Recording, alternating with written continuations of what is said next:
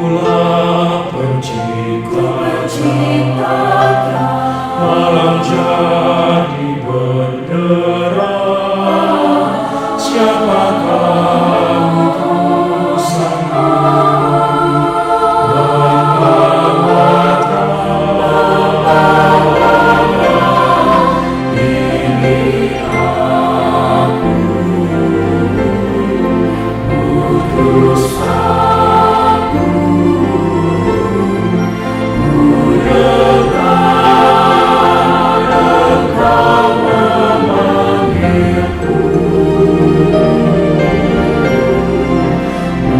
Utus aku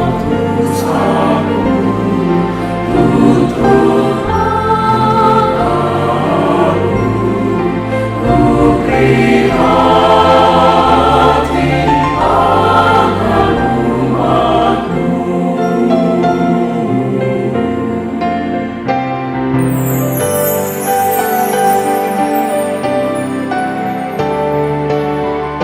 I know, Lord, just now and please.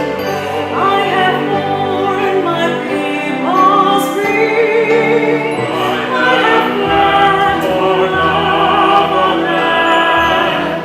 They turn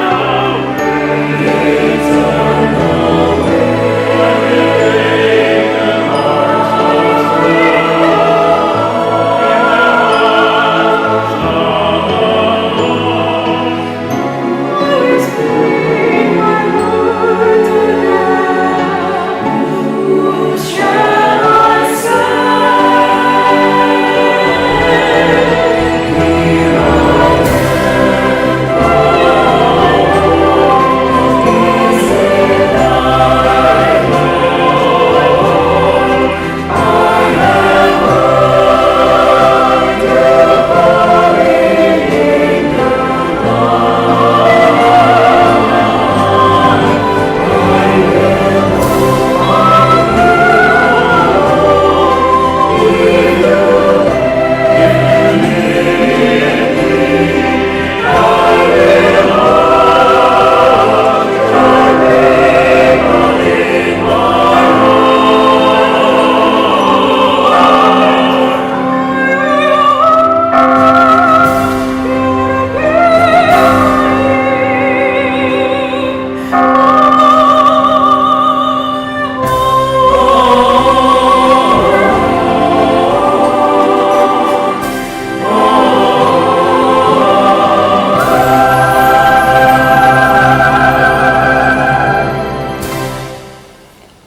Shalom, selamat hari Minggu buat kita sekalian, warga jemaat yang sama dikasihi Tuhan. Hari ini kita beribadah Minggu 4 Juli 2001, kita menggunakan liturgi 1 di bawah tuntunan tema Menjadi Utusan Allah, Mendadi Peswana Puang Matua. Sejemput jemaat sekalian bangkit berdiri, kita bersama-sama mengangkat pujian Kidung Jemaat 322 ayat 1 sampai 3, Terang Matahari.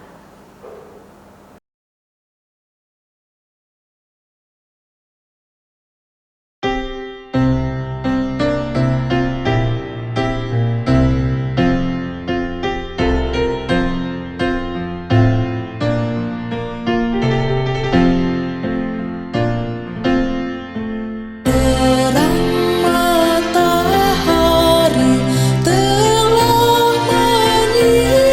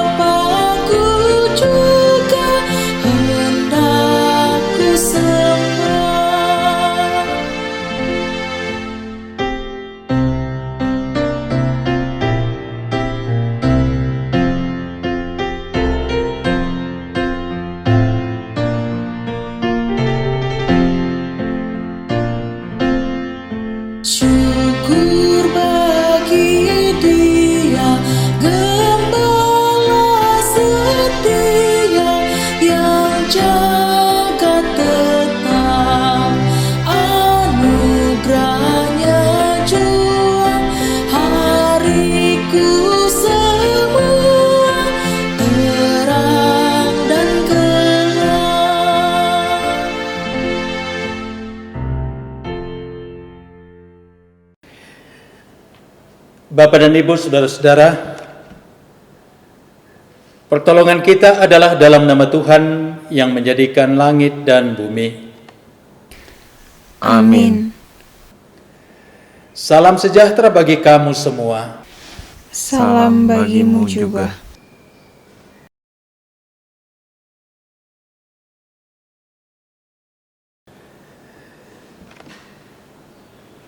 Saudara-saudara yang dikasihi Tuhan, kita tunduk di hadapan Allah untuk mengaku dosa kita.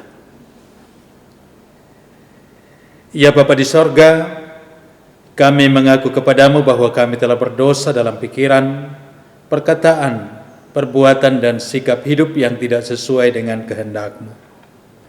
Jika Engkau ya Bapa mengingat-ingat kesalahan kami, Tuhan, siapakah yang dapat tahan?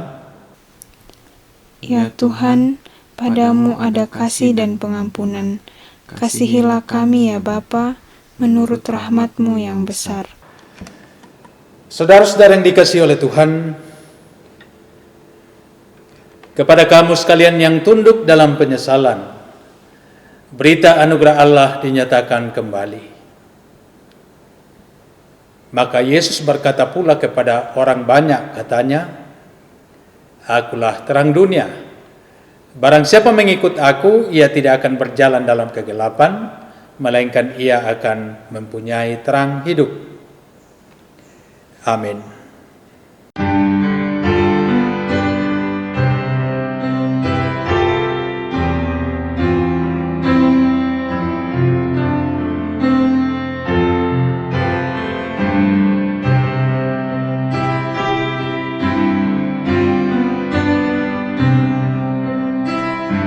Setiamu Tuhanku tiada bertanding.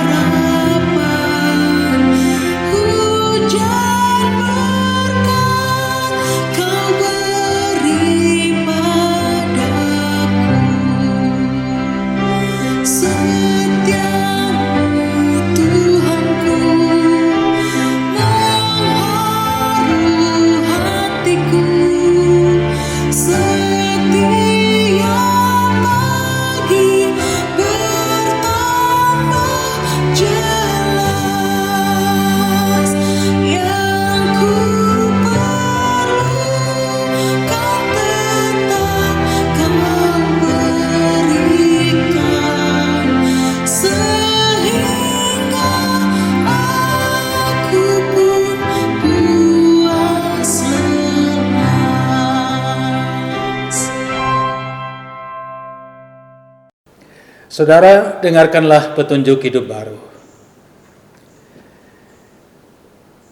Katakanlah kepada orang-orang yang tawar hati, kuatkanlah hati, janganlah takut. Lihatlah, Allahmu akan datang dengan pembalasan dan dengan ganjaran Allah. Ia sendiri datang menyelamatkan kamu. Amin. Tiba saatnya kita bermazmur berbalasan. Mazmur minggu ini diambil dari Mazmur 48 ayat 9 sampai ayatnya yang ke-14. Firman Tuhan. Kami mengingat, ya Allah, kasih setiamu di dalam baik-Mu. Seperti namamu, ya Allah, demikianlah kemasyuran-Mu. Sampai ke ujung bumi, tangan kananmu penuh dengan keadilan. Biarlah gunung Sion bersukacita, Biarlah anak-anak perempuan Yehuda bersorak-sorak oleh karena penghukuman-Mu. dikelilingi Sion dan edarilah dia. Hitunglah menaranya, Perhatikanlah temboknya, jalanilah kuli-kulinya, supaya kamu dapat menceritakannya kepada angkatan yang kemudian. bersama-sama. Sesungguhnya inilah Allah, Allah kitalah dia seterusnya, dan untuk selamanya. Dialah yang memimpin kita. Amin. Sebab Kau besar.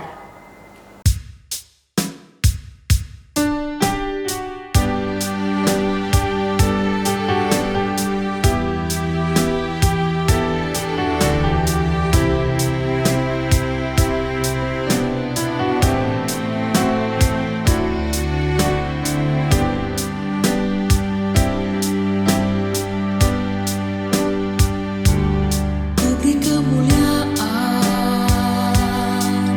dan hormat, ku angkat suara pujian, ku agungkan namamu. Ku beri kemuliaan dan hormat, ku angkat suara pujian, ku agungkan namamu. Sebab Kau besar, perbuatanmu ajaib, tiada seperti Engkau, tiada seperti Engkau. Sebab Kau besar, perbuatanmu ajaib, tiada seperti Engkau, tiada seperti Engkau.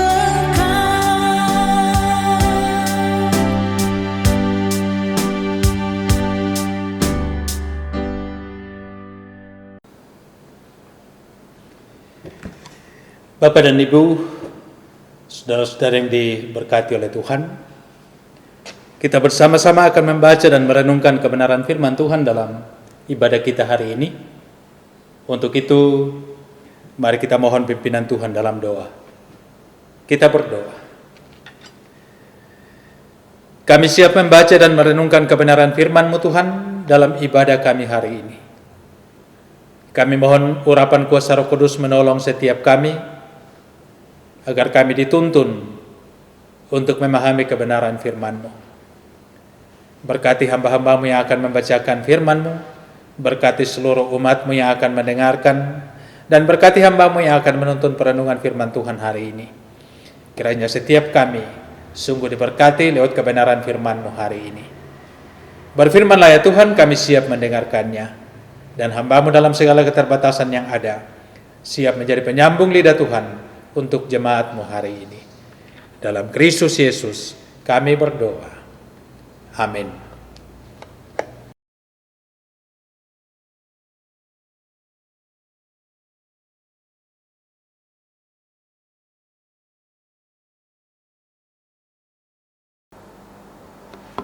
Tiba saatnya kita membaca firman Tuhan. Firman Tuhan pada minggu ini ada 3 bagian. Pembacaan pertama, Yehezkiel pasal 2 ayat 1 sampai ke 5. Dan pembacaan yang kedua, 2 Korintus pasal 12 ayat 1 sampai 10. Dan pembacaan yang ketiga sebagai bahan utama diambil dari Injil Markus pasal 6 ayat 1 sampai ayatnya yang ke-13. Kita bersama-sama membaca pembacaan yang pertama, Yehezkiel pasal 2 ayat 1 sampai ayatnya yang ke-5. Firman Tuhan, panggilan Yehezkiel. Firman-Nya kepadaku, "Hai anak manusia, bangunlah dan berdiri, karena aku hendak berbicara dengan engkau." Sementara ia berbicara dengan aku, kembalilah rohku ke dalam aku, dan ditegakkannyalah aku. Kemudian aku mendengar dia yang berbicara dengan aku. Firman-Nya kepadaku, "Hai anak manusia, aku mengutus engkau kepada orang Israel, kepada bangsa pemberontak yang telah memberontak melawan aku. Mereka dan nenek moyang mereka telah mendurhaka terhadap aku sampai hari ini juga. Kepada keturunan inilah yang keras kepala dan tegar hati, aku mengutus engkau, dan harus kau katakan kepada mereka, beginilah firman Tuhan Allah. Dan baik mereka mendengarkan atau tidak, sebab mereka adalah kaum pemberontak. Mereka akan mengetahui bahwa seorang nabi ada di tengah-tengah mereka." Demikian pembacaan firman Tuhan yang pertama.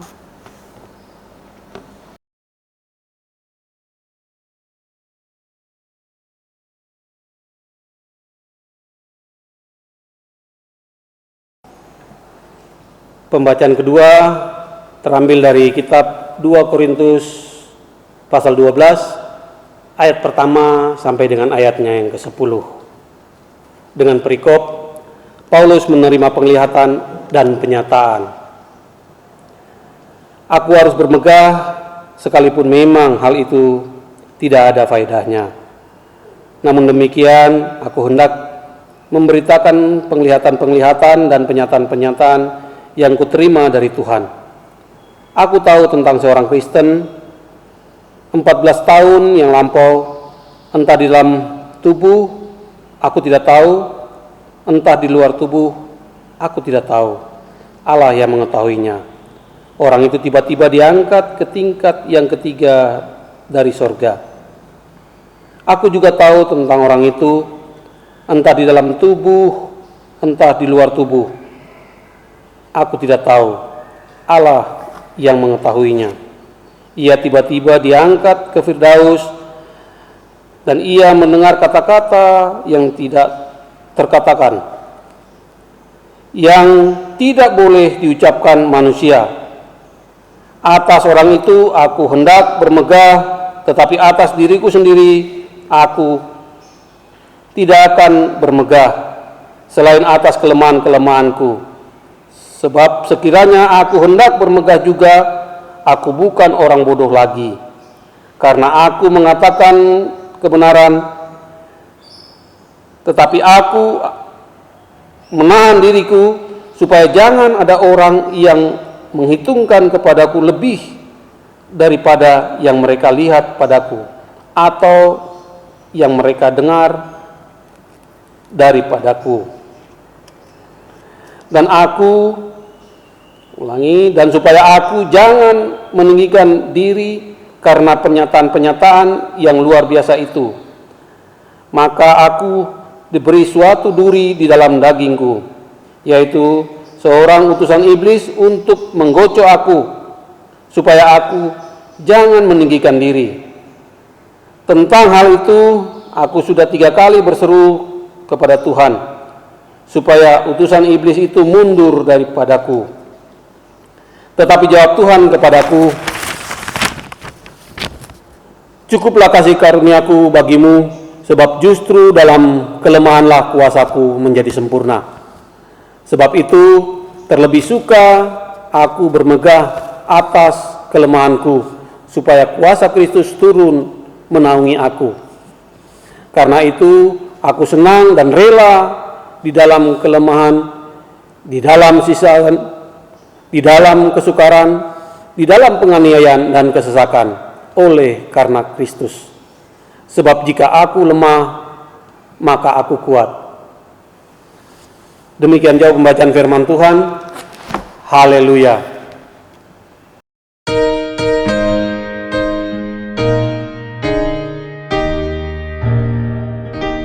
Haleluya, haleluya, haleluya.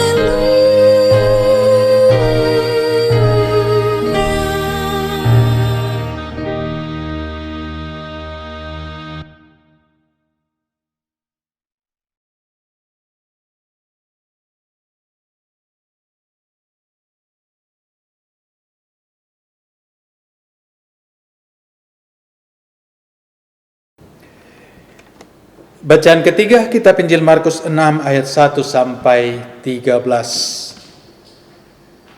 Kata Yesus, ini Yesus ditolak di Nazaret dan Yesus mengutus ke-12 rasul. Ya.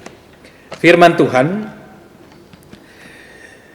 kemudian Yesus berangkat dari situ dan tiba di tempat asalnya, sedang murid-muridnya mengikuti dia. Pada hari Sabat, ia mulai mengajar di rumah ibadat dan jemaat yang besar takjub ketika mendengar dia dan mereka berkata, "Dari mana diperolehnya semuanya itu? Hikmat apa pulakah yang diberikan kepadanya? Dan mujizat-mujizat yang demikian, bagaimanakah dapat diadakan oleh tangannya? Bukankah ia ini tukang kayu, anak Maria, saudara Yakobus, Yoses, Yudas, dan Simon? Dan bukankah saudara-saudaranya yang perempuan ada bersama kita?" Lalu mereka kecewa dan menolak dia.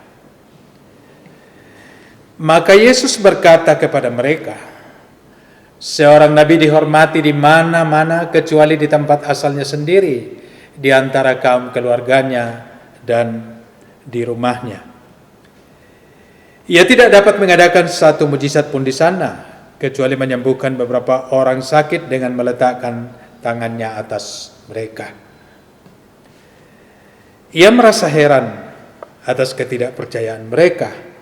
Lalu Yesus berjalan keliling dari desa ke desa sambil mengajar. Ia memanggil ke-12 muridnya itu dan mengutus mereka berdua-dua. Ia memberi mereka kuasa atas roh-roh jahat dan berpesan kepada mereka supaya jangan membawa apa-apa dalam perjalanan mereka, kecuali tongkat, roti pun jangan, bekal pun jangan, uang dalam ikat pinggang pun jangan. Boleh memakai alas kaki, tetapi jangan memakai dua baju. Katanya selanjutnya kepada mereka, "Kalau di suatu tempat kamu sudah diterima dalam suatu rumah, tinggallah di situ sampai kamu berangkat dari tempat itu.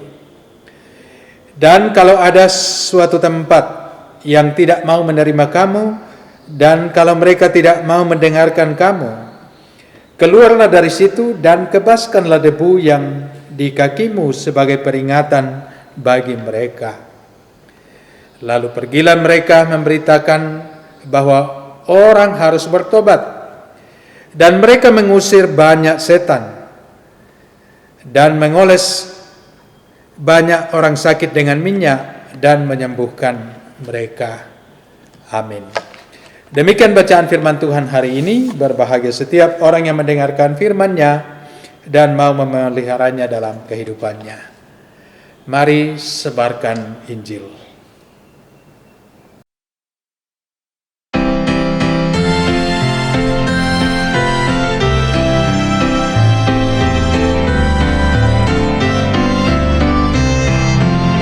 Mari sebarkan Injil ke seluruh dunia. Mari kabarkan nama Yesus Maha Mulia. Besar kasih-Nya bagiku dan bagi kita semua.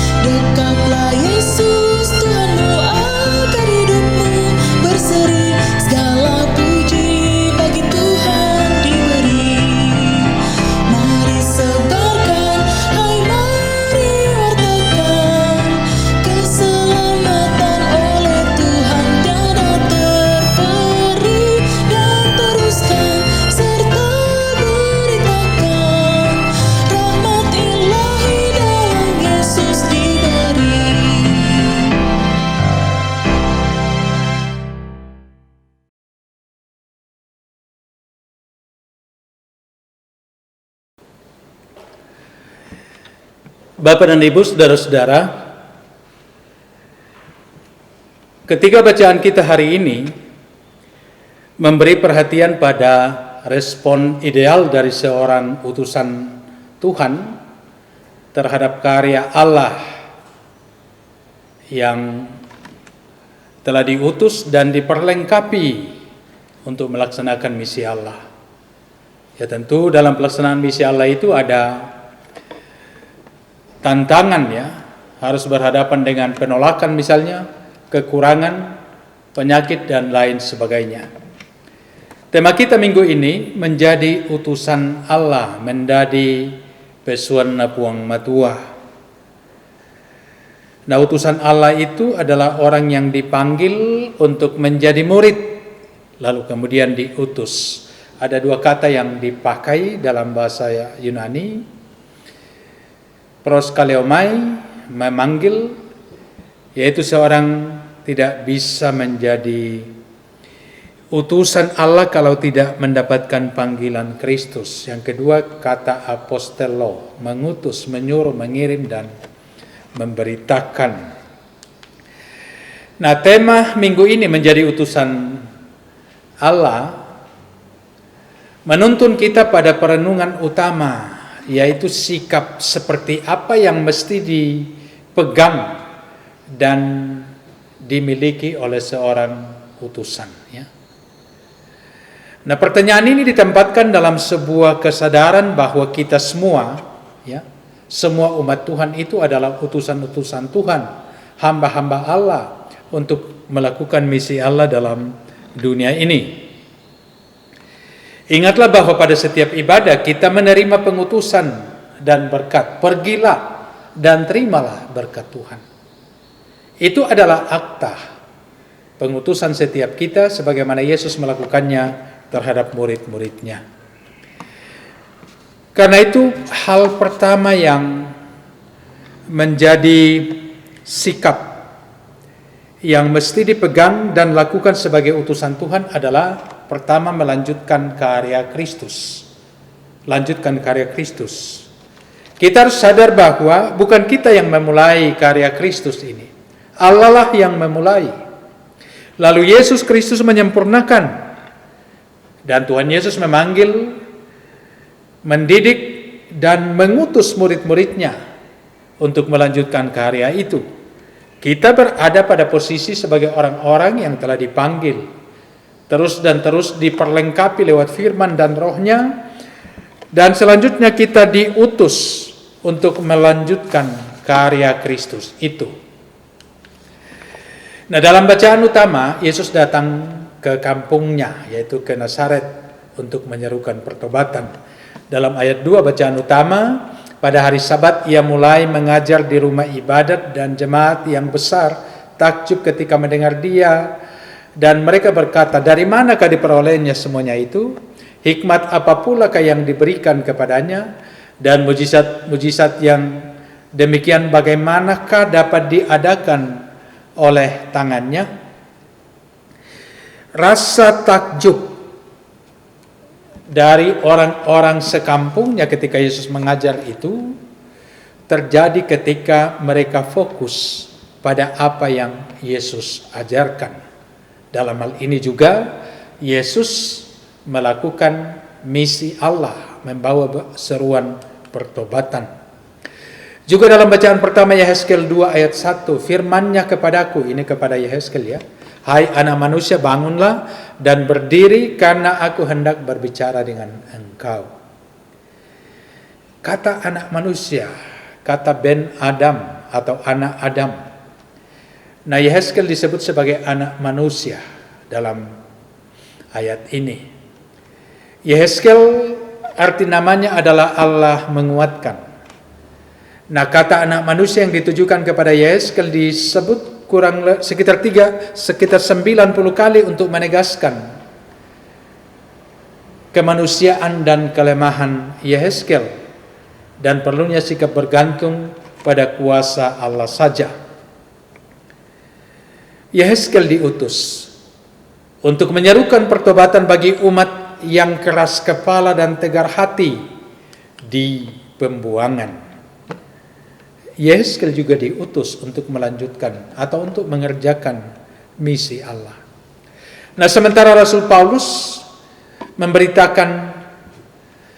harus memberitakan firman Tuhan lewat penglihatan dan penyataan-penyataan yang ia terima. Bacaan kedua kita di 2 Korintus 12 ayat 1b. Namun demikian, aku hendak memberitakan penglihatan-penglihatan dan penyataan-penyataan yang kuterima dari Tuhan. Tugas pengutusan itu Rasul Paulus terima di tengah-tengah kondisi fisik yang kurang baik, ya. Ada duri dalam daging. Tetapi kemudian diterima sebagai cara Tuhan menyatakan kemuliaan dan kuasanya dalam kelemahan Rasul Paulus. Jadi ini juga menjadi tantangan tersendiri bagi Rasul Paulus dalam melakukan karya Kristus. Ada duri dalam daging. Nah, saudara-saudara,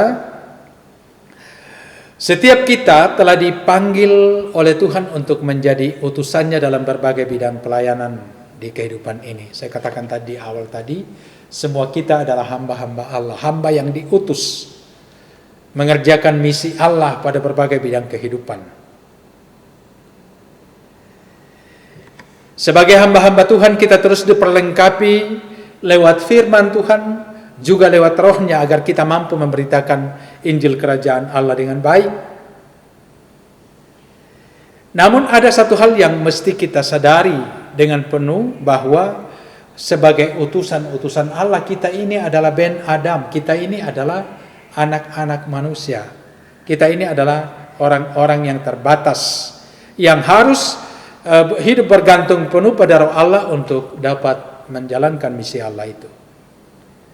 Dan sebagai umat percaya yang adalah utusan Allah, kita harus mengabarkan Injil keselamatan itu. Kita bisa melakukannya dengan memberitakan firman, entah lewat khotbah yang bisa kita lakukan misalnya, atau lewat men-sharingkan firman Tuhan di media sosial, atau juga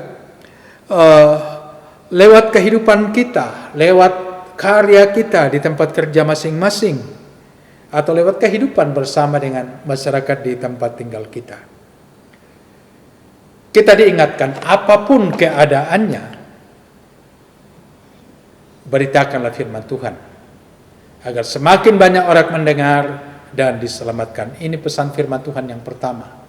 Ya, kita harus melanjutkan karya Kristus. Apapun keadaannya, beritakanlah firman Tuhan, agar semakin banyak orang mendengar dan diselamatkan. Yang kedua, di dalam kita memahami pengutusan kita, bahwa jangan galau kalau ditolak.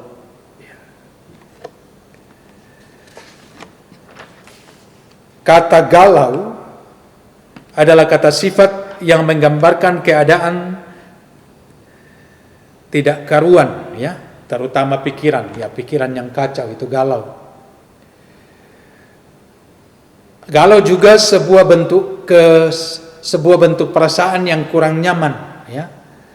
Gelisah, sedih, menyesal, bingung dan sebagainya. Ini bisa kita contohkan pada seorang pemuda yang jatuh hati pada seorang gadis. Ia melakukan PDKT selama 2 bulan, ya.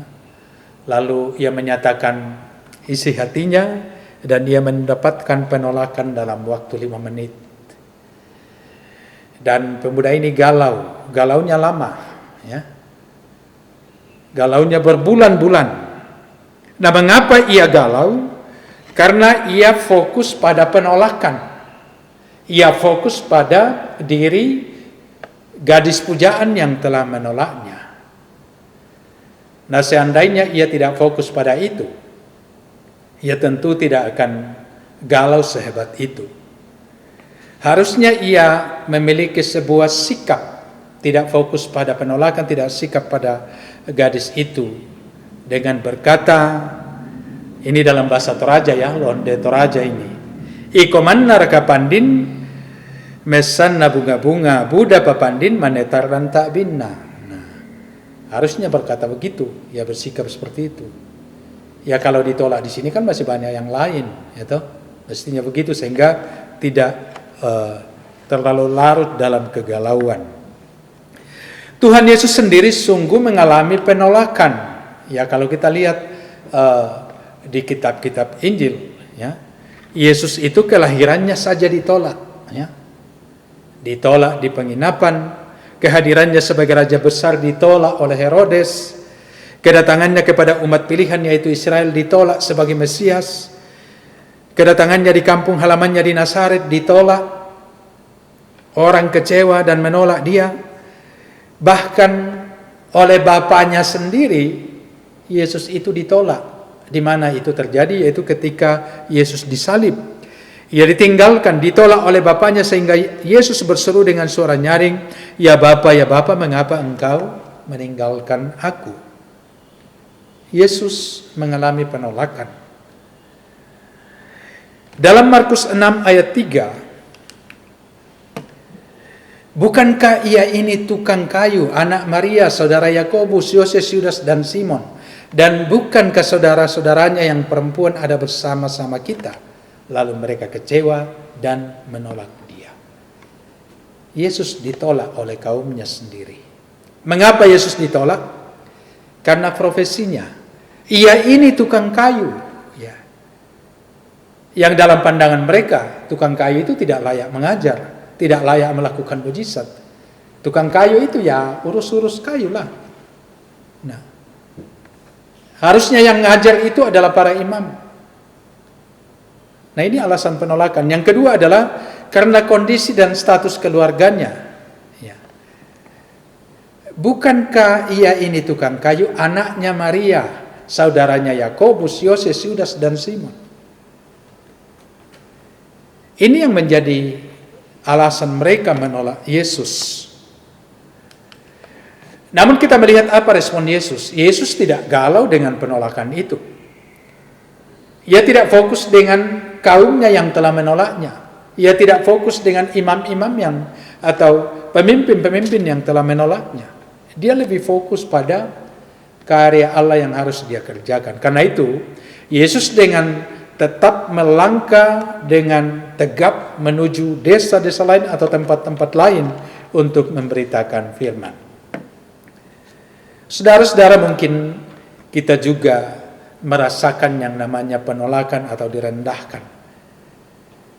Itu terjadi karena iman kita, ya, terutama di tengah-tengah bangsa Indonesia yang mayoritas, ya. Penolakan itu dialami oleh umat Tuhan di mana-mana. Ditolak beribadah, ya. Ditolak tinggal di komunitas yang lain, ya. Ditolak mendirikan rumah ibadah dan lain sebagainya. Ada penolakan karena iman. Juga di intern kita sebagai persekutuan kadang terjadi penolakan karena status sosial. Minder itu, siapakah dia? Oh, saya kenal dia, orang tuanya itu ya. Atau mungkin kita ditolak karena profesi orang tua kita seperti Yesus, ya, anak tukang kayu, dia juga tukang kayu. Atau mungkin kita ditolak karena pendidikan yang rendah. Saya kira di jemaat-jemaat gereja Teraja ini ada juga gejala, ya. Ada aturan-aturan di jemaat tidak mau terima pendeta yang S1 saja misalnya. Ada penolakan karena tingkat pendidikan. Juga karena kemampuan dan lain sebagainya. Nah, dari setiap penolakan-penolakan yang dialami ini, ada satu hal yang perlu kita lihat dan teladani dari Yesus, yaitu Yesus tidak marah kepada orang-orang di tempat asalnya. Ia tidak marah terhadap penolakan yang diterima. Ia tidak meratapi penolakan dirinya seperti pemuda tadi yang karena ditolak oleh gadis pujaan, ya. Ia galau berbulan-bulan, ya. Ia juga tidak menyerah dengan keadaan, tidak tinggal di situ dan mengatakan, "Oke, aku ditolak, ya sudah, aku diam aja."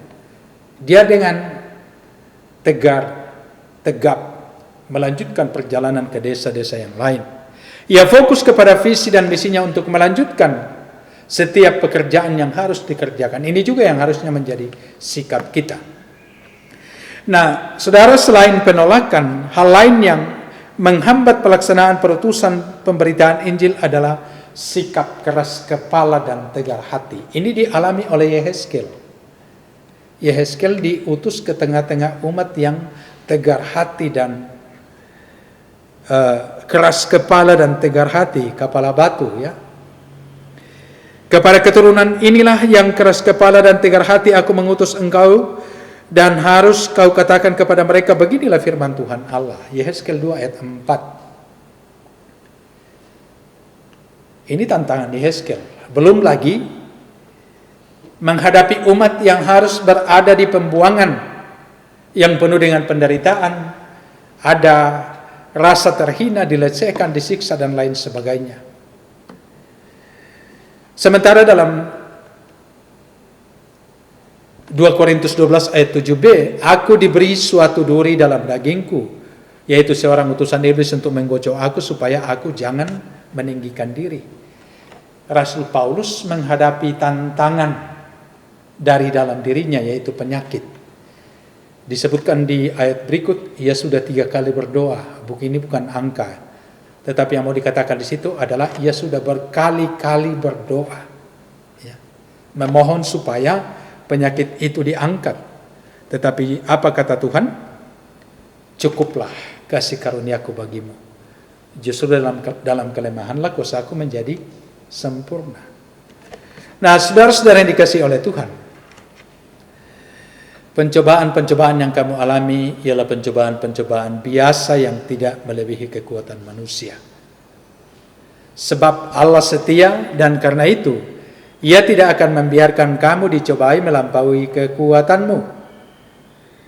Pada waktu kamu dicobai, Ia akan memberikan kepadamu jalan keluar sehingga kamu dapat menanggungnya. Ini di 1 Korintus 10 ayat 13 ya.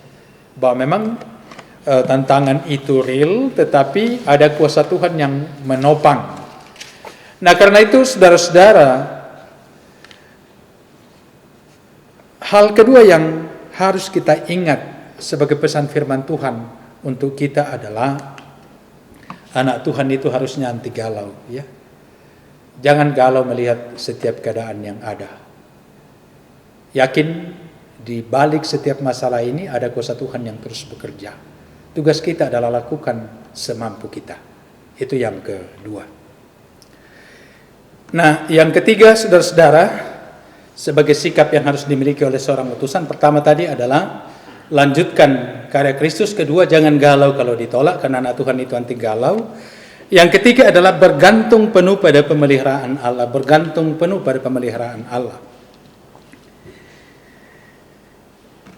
Yesus mengutus dan memperlengkapi murid-muridnya. Ayat 8-11 bacaan utama. Mereka diutus berdua-dua untuk menyampaikan berita pertobatan, dan mereka juga diperlengkapi dengan kuasa untuk mengalahkan kuasa-kuasa iblis, juga untuk memulihkan orang-orang sakit. Dan bukan itu saja, mereka diperintahkan untuk mereka juga diperintahkan untuk tidak membawa apa-apa kecuali tongkat. Itu artinya pengutusan itu harus segera dilaksanakan dan sepenuhnya harus bergantung pada pemeliharaan Allah. Ini ibaratnya mereka menerima tongkat dari komandan. Nah, apa yang mereka butuhkan harus dipercayakan kepada Tuhan.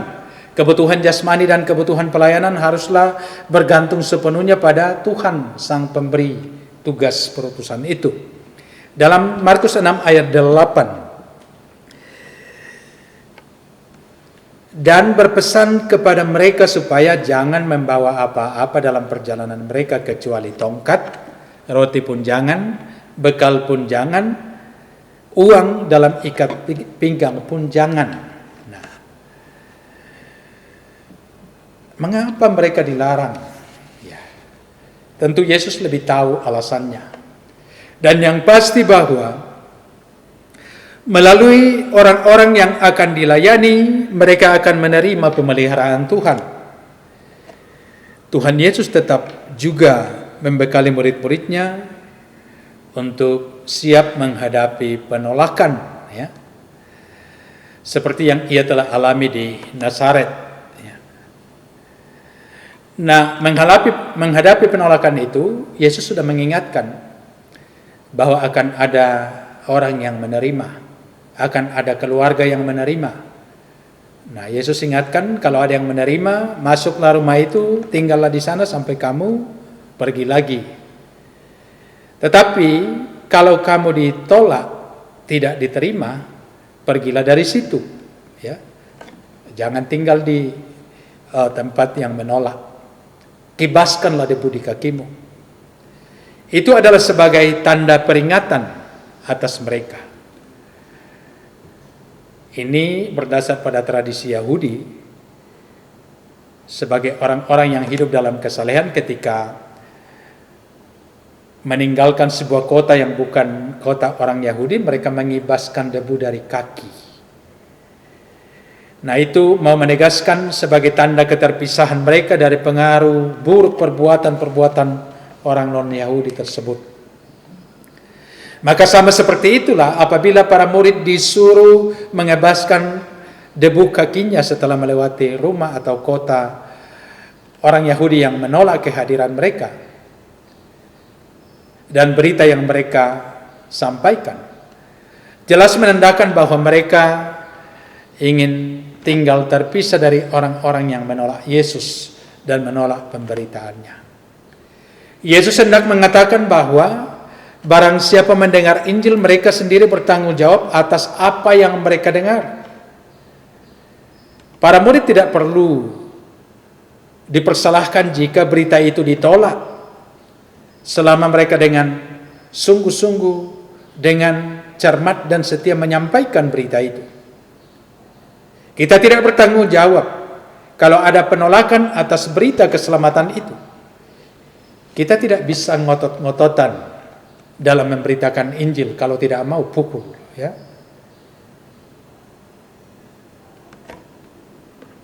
Itu adalah tanggung jawab orang-orang yang telah menerima, ya. Nah, penegasan Tuhan Yesus kepada murid-muridnya itu juga memberi kita penegasan bahwa pertama, utusan Allah itu tidak boleh khawatir dengan hidupnya. Ini yang Yesus mau tegaskan dengan petunjuk-petunjuk teknis perutusan tadi, ya. Bahwa utusan Allah tidak boleh khawatir dengan kebutuhannya. Utusan harus fokus memberitakan Injil dan menghalau kuasa-kuasa iblis yang dapat menghilangkan keyakinan dan kedamaian umat. Utusan harus rela membantu orang lain, berusaha mengobati kalau bisa, ya, menyembuhkan, ya, seperti yang dilakukan oleh para murid. Itu yang menjadi fokusnya. Soal kebutuhan itu jaminan Tuhan. Hal kedua yang menjadi penegasan Yesus di sini adalah berita Injil tidak boleh dipaksakan. Beritakan, ya. Tetapi kalau orang menolak, ya tidak usah, sekali lagi tidak usah ngotot-ngototan, ya. Tugas kita sudah selesai. Kebinasaan yang mereka akan terima sebagai akibat dari ketidakpercayaan mereka itu adalah urusan mereka sendiri. Yang penting dalam melaksanakan tugas kita sebagai hamba-hamba Tuhan, sebagai utusan-utusan Tuhan di tempat masing-masing, yaitu jangan terlalu banyak khawatir. Andalkan Tuhan. Pemeliharaan Tuhan sanggup menjamin hidup kita. Kekurangan bisa saja kita hadapi. Bahkan penolakan bisa kita terima. Juga sakit atau rasa sakit dalam menjalankan tugas-tugas kita, itu bisa kita alami. Tetapi ingatlah apa yang Tuhan firmankan bagi kita hari ini lewat kesaksian Rasul Paulus dalam 2 Korintus 12 ayat 9. Tetapi jawab Tuhan kepadaku, ini kepada Paulus, ya. Cukuplah kasih karuniaku bagimu, sebab justru dalam kelemahanlah kuasaku menjadi sempurna. Ya, cukuplah. Jadi selalu ada kecukupan yang Tuhan berikan kepada hamba-hambanya, kepada para utusannya untuk melakukan berbagai tugas yang Ia berikan.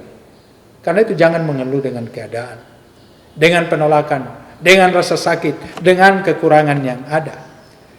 Justru sekali lagi dalam kelemahanlah kuasaku, kuasa Tuhan menjadi sempurna. Karena itu perlu kita ketahui bahwa sesungguhnya kekuatan terbesar kita adalah dengan bergantung penuh kepada Allah. Sekali lagi, kekuatan terbesar kita adalah bergantung penuh pada Allah. Maka bila dalam hidup ini kita merasakan kurang bergairah, kita merasakan rasa sakit dan banyak hal, ya bisa saja kita uji di situ. Mungkin penyebabnya adalah kurangnya sikap bergantung pada Allah. Karena itu saudara-saudara yang dikasihi oleh Tuhan, pesan firman Tuhan yang ketiga untuk kita hari ini adalah bahwa sesungguhnya keberanian kita menghadapi kekurangan karena bergantung pada Tuhan, itulah jalan kita menikmati kelimpahan di dalam Tuhan sesungguhnya. Jadi sekali lagi, keberanian menghadapi kekurangan karena keadaan dalam sikap bergantung penuh pada Tuhan, itu adalah jalan kita menikmati kelimpahan di dalam Tuhan. Pada titik itulah kita dapat menikmati sukacita senantiasa di dalam segala hal. Amin. Mari kita bersaat teduh. Terima kasih kebenaran firman Tuhan hari ini, untuk kembali menegaskan bahwa kami ini adalah hamba-hamba-Mu. Kami ini adalah utusan-utusan-Mu yang Engkau utus pada berbagai bidang kehidupan. Ada yang Engkau utus sebagai pelayan-pelayan dalam gereja-Mu, sebagai pelayan-pelayan di pemerintahan, sebagai dokter, sebagai tenaga kesehatan, sebagai tenaga ahli pada berbagai bidang, dan banyak lagi wujud profesi yang Tuhan karuniakan bagi kami, di mana Tuhan mengutus kami. Kokohkan kami Tuhan, untuk tetap setia melanjutkan karya Kristus lewat profesi kami masing-masing, dan juga tidak cepat galau ketika kami menghadapi tantangan-tantangan. Sebaliknya, kokohkan kami untuk tetap hidup bergantung sepenuhnya pada Tuhan. Beri kami keberanian untuk hidup mengandalkan Tuhan senantiasa, sehingga kami dapat menikmati pengutusan kami di dalam Tuhan.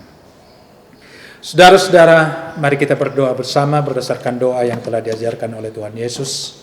Doa Bapa kami demikian: Bapa kami yang di sorga, dikuduskanlah nama-Mu, datanglah kerajaan-Mu, jadilah kehendak-Mu di bumi seperti di sorga. Berikanlah kami pada hari ini makanan kami yang secukupnya, dan ampunilah akan kesalahan kami, seperti kami juga mengampuni orang yang bersalah kepada kami. Dan janganlah membawa kami ke dalam pencobaan, tetapi lepaskanlah kami daripada yang jahat. Karena Engkau-lah yang punya kerajaan dan kuasa dan kemuliaan sampai selama-lamanya. Amin.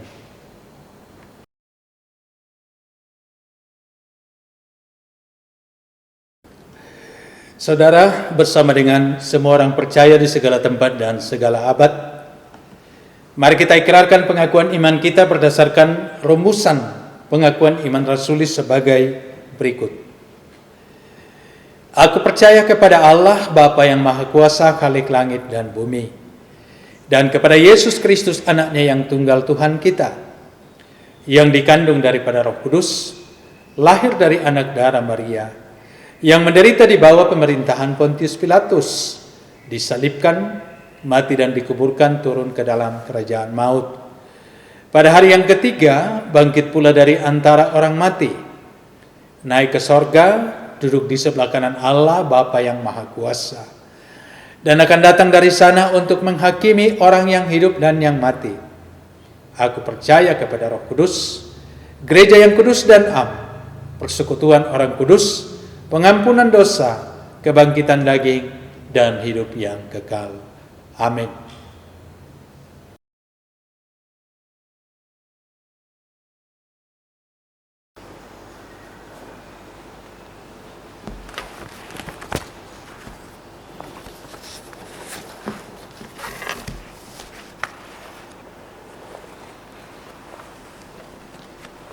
Bapak Ibu sidang jemaat serta anak-anak yang dikasihi Tuhan, kita sama-sama memasuki persembahan syukur kita di hari Minggu ini, di mana yang menguatkan kita semua dalam membawa persembahan kita kepada Tuhan adalah terangkat dari kitab Mazmur 96 ayat yang ke-8 yang berbunyi demikian: berilah kepada Tuhan kemuliaan namanya, bawalah persembahan dan masuklah ke pelatarannya. Sambil persembahan, pundi persembahan dijalankan, perlu saya ingatkan kepada Bapak Ibu saudara-saudari yang terkasih bahwa ada QR Code atas nama Gereja Toraja. Lewat nomor rekeningnya, silakan Bapak Ibu menyampaikan persembahannya. Sambil persembahan dijalankan, mari saya undang kita sama-sama memuji dan membesarkan nama Tuhan lewat PKJ 146 ayat 1 sampai dengan ayatnya yang ketiga. Bawa persembahanmu.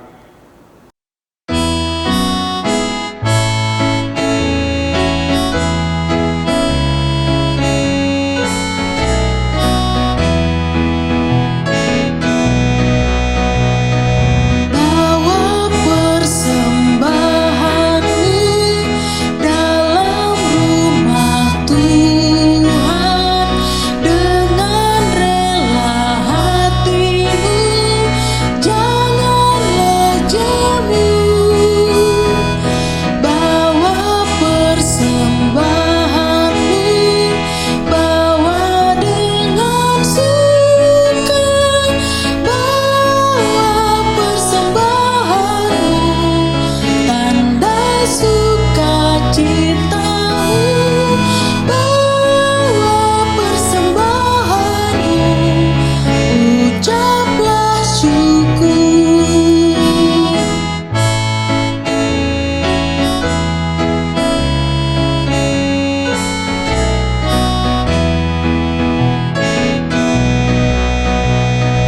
Rahmat Tuhan padamu tidak tertandingi oleh apa saja pun dalam dunia. Kasih dan karunia sudah kau terima. Bawa persembahanmu, tanda sukacitamu, bawa persembahanmu, ucaplah syukur.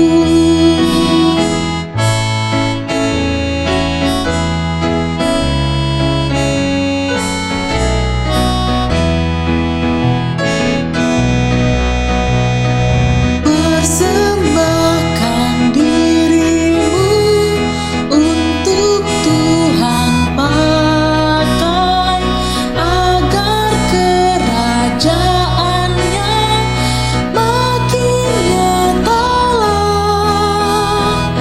Damai dan sejahtera diberikan Tuhan. Bawa persembahanmu, tanda sukacitamu, bawa persembahanmu, ucaplah syukur.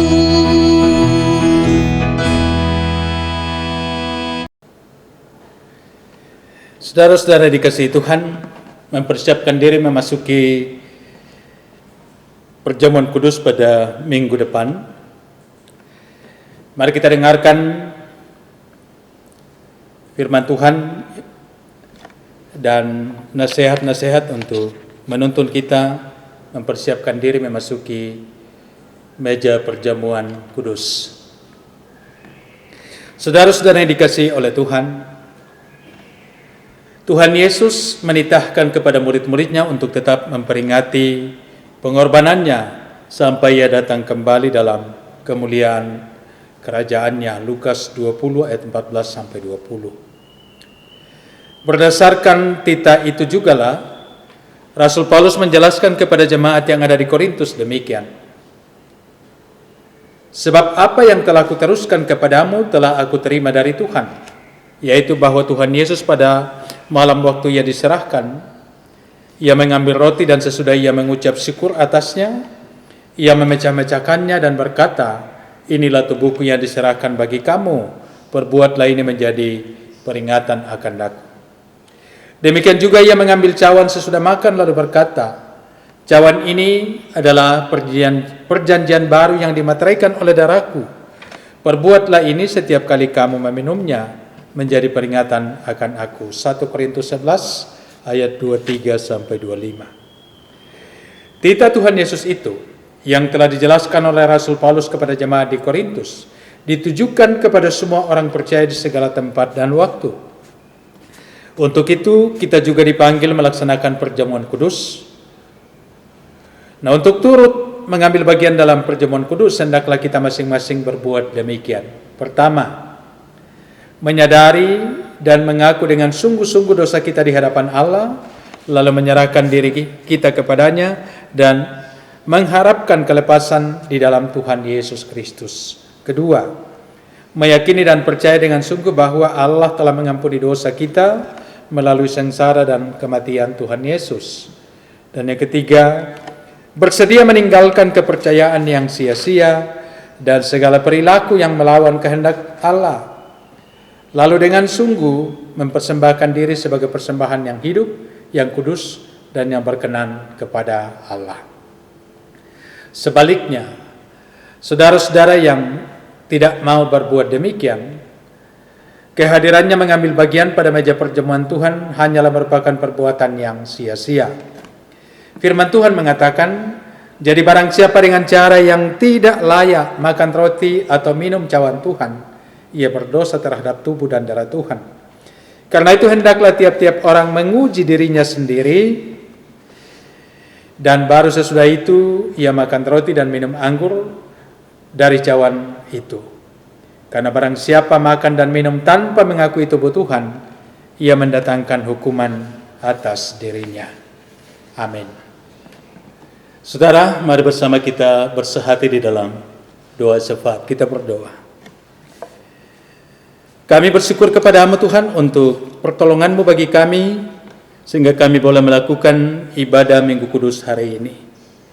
Terima kasih kebenaran firman-Mu yang mengokohkan kami untuk terus melakukan tugas kami sebagai utusan-utusan Tuhan di berbagai bidang kehidupan di mana Tuhan mengutus kami.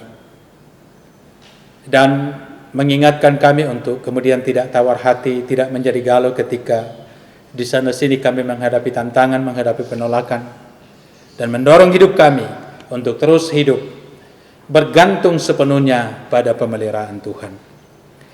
Terima kasih Tuhan firman-Mu hari ini. Terima kasih juga untuk persembahan yang boleh diserahkan. Berkati sehingga boleh dipakai dalam menopang pelayanan di tengah-tengah gereja-Mu. Berkati juga sumber-sumber berkat yang ada pada jemaat-Mu masing-masing. Kiranya kekuatan, kesehatan Tuhan karuniakan untuk mereka terus bekerja dengan sebaik-baiknya dengan penuh tanggung jawab. Dan Tuhan memberkati pekerjaan-pekerjaan mereka, sehingga dari situ akan mengalir berkat-berkat Tuhan ke tengah-tengah kehidupan mereka siang dan malam. Juga bersyukur kepada Tuhan untuk kekuatan, kesehatan, dan berbagai bentuk berkat dalam kehidupan umat-Mu di sepanjang sepekan kerja yang lalu. Terutama bersyukur bersama kekasih kami Yunita Tandi Liling dan Relsi Andini Paruruk yang akan berulang tahun pada 7 Juli mendatang.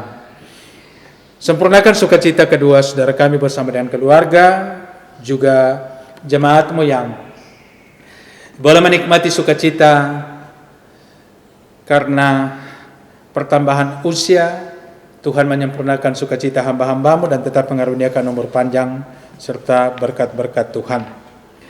Juga kami bersehati menopang dalam doa untuk saudara-saudara kami, orang tua kami yang dalam kondisi sakit.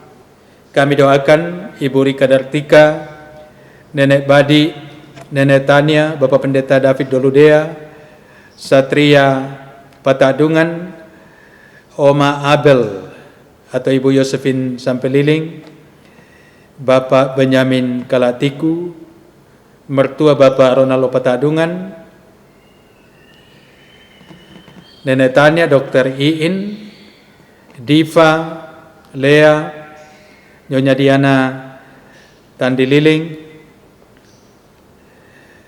Aldo, dan semua jemaat yang sementara berobat jalan. Kami doakan Tuhan nyatakan pemulihan bagi hamba-hambamu, kiranya mereka semua dipulihkan dan boleh menikmati kehidupan yang lebih sehat ke depan. Bapa dalam sorga juga berdoa untuk semua anggota keluarga, baik yang ada di Bandung pun yang ada di luar kota Bandung, karena pekerjaan, karena pendidikan, dan karena berbagai urusan. Tuhan memberkati semua, sehingga semua tetap dalam lindungan Allah yang Maha Kuasa. Berkati juga para orang tua kami di dalam kondisi usia lanjut, kiranya mereka tetap diberi kekuatan, kesehatan, dan sukacita hidup. Bapa dalam sorga, kami juga berdoa untuk rencana pelayanan kami sepekan ke depan, bahkan rencana pelaksanaan sidang sinodean Gereja Teraja yang ke-25 di tengah-tengah pandemi COVID-19. Tuhan memberkati panitia, memberkati semua utusan-utusan, memberikan hikmat kepada panitia untuk memilih yang terbaik demi keberlangsungan kegiatan ke depan. Biarlah semuanya boleh terjadi di dalam tuntunan dan berkat Tuhan saja. Bapa dalam sorga, secara khusus juga kami mau berdoa untuk kondisi bangsa kami yang terus berada di bawah tekanan pandemi COVID-19. Kami mohon Tuhan, pemulihan daripada-Mu dinyatakan bagi bangsa kami. Ada banyak saudara-saudara kami yang sementara menjalani perawatan, menjalani isolasi mandiri karena terpapar COVID-19. Kepada Tuhan kami mohon perlindungan dan keselamatan serta pemulihan. Juga kami berdoa secara khusus untuk para dokter, khususnya dokter-dokter kami dari Jemaat Bandung ini, bersama dengan tenaga-tenaga kesehatan yang terus berada di garda terdepan. Tuhan tolong beri keselamatan kepada mereka, beri kekuatan lebih, beri hikmat untuk terus dikuatkan dan diberi hikmat di dalam menjalankan tugas sebagai dokter, sebagai tenaga kesehatan yang siang malam berada di garda terdepan menghadapi pandemi COVID-19 ini. Sekali lagi kami berdoa, Tuhan beri kesehatan, Tuhan beri keselamatan. Juga berkati Satgas COVID, baik di tingkat pusat maupun di daerah-daerah, bahkan sampai di kelurahan-kelurahan. Tuhan menolong dalam tugas yang mulia ini. Juga pemerintah kami dari pusat sampai ke daerah-daerah, kiranya tetap diberikan hikmat, kekuatan, dan kesabaran dalam mengarahkan masyarakat, dalam mengelola segala kebijakan untuk memutus mata rantai penyebaran COVID ini. Bapa dalam sorga, berkati bangsa kami. Berkati juga secapa ada di tempat ini, dari pimpinan dan semua pihak yang terkait dengan lembaga ini. Tuhan berkati. Kiranya di tengah-tengah lembaga secapa ini selalu ada berkat Tuhan, selalu ada keselamatan, selalu ada keamanan, dan segala program yang menjadi tanggung jawab mereka boleh terus dilakukan dengan sebaik-baiknya. Bapa dalam sorga, berkati setiap hamba-hambamu yang boleh terlibat dalam pelayanan hari ini bersama dengan hambamu ini. Kiranya semua rekan-rekan pelayanan, baik majelis gereja, tim multimedia, tim musik, kantoria, dan semua pihak yang mendukung terus diberkati, sehingga sukacita melayani Tuhan selalu ada. Kami berdoa untuk rencana pelaksanaan perjamuan kudus pada hari-hari mendatang, pada minggu mendatang, kiranya diberkati oleh Tuhan. Berkati setiap anggota CD untuk mempersiapkan diri sebaik-baiknya, sehingga kami semua boleh melakukannya dengan baik dan boleh diberkati lewat perjamuan kudus yang kami akan lakukan. Bapa dalam sorga, inilah doa syafaat kami. Ampuni dosa kami Tuhan, dan dengarkan kami yang berdoa kepadamu hanya di dalam nama Kristus Yesus. Itulah Tuhan dan Juru Selamat kami yang hidup. Amin.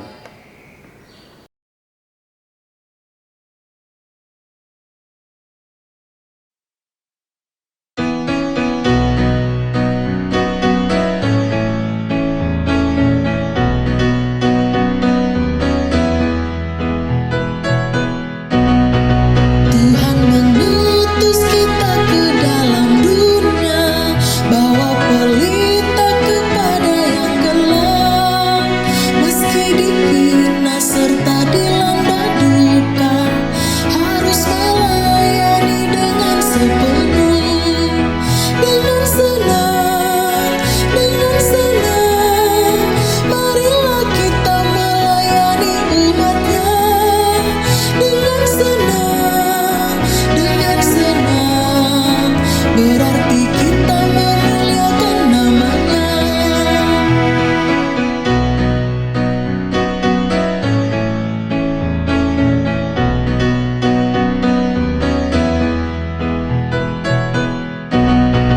Tuhan mengutus kita ke dalam dunia untuk melawat orang terbelenggu. Meski dihina serta dilanda duka, harus melayani dengan sepenuh. Dengan senang, marilah kita melayani umatnya. Dengan senang, berarti kita memuliakan namanya.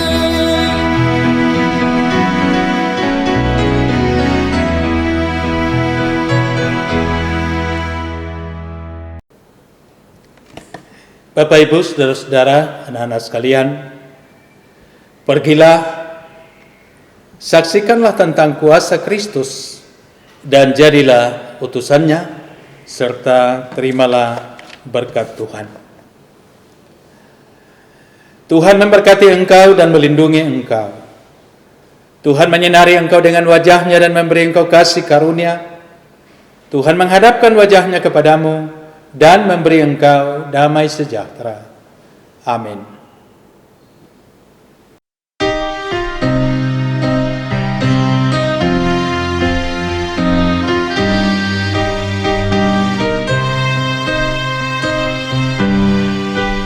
Lihatlah sekelilingmu, pandanglah ke ladang-ladang yang menguning dan sudah matang untuk dituai. Lihatlah sekelilingmu, pandanglah ke ladang-ladang yang menguning dan sudah matang untuk dituai.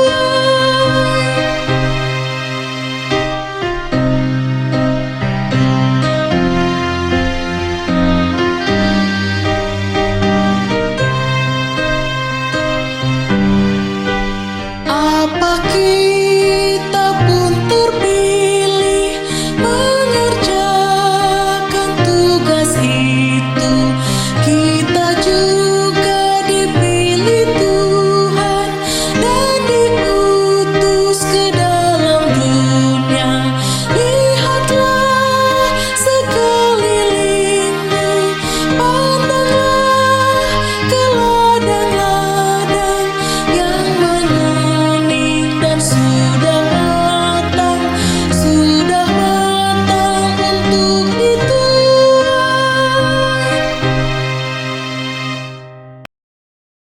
Kerajaan Allah penuh kurnia itu. Bapak, Ibu, saudara-saudara, anak-anak semua, demikian ibadah kita untuk hari ini. Dan ingat serta lakukanlah firman Tuhan hari ini bahwa kita ini utusan-utusan Allah.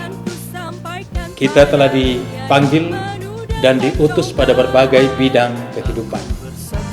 Nah, karena itu sebagai hamba-hamba Allah, teruslah beritakan firman.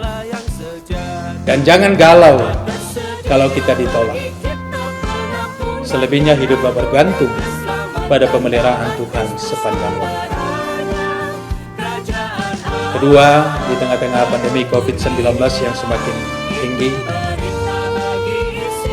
saya menyerukan kepada seluruh umat Tuhan untuk tetap berdoa, mohon Tuhan pulihkan bangsa kita, pulihkan kehidupan umat manusia di bumi ini dari pandemi COVID-19, dan tetap jaga protokol kesehatan secara ketat dengan mematuhi anjuran pemerintah, mengikuti arahan-arahan pemerintah di sekitar kita, dan kepada saudara-saudara yang sementara melakukan isolasi mandiri, tetap semangat, dan tetap semangat. Shalom saudara-saudara, Tuhan memberkati semua.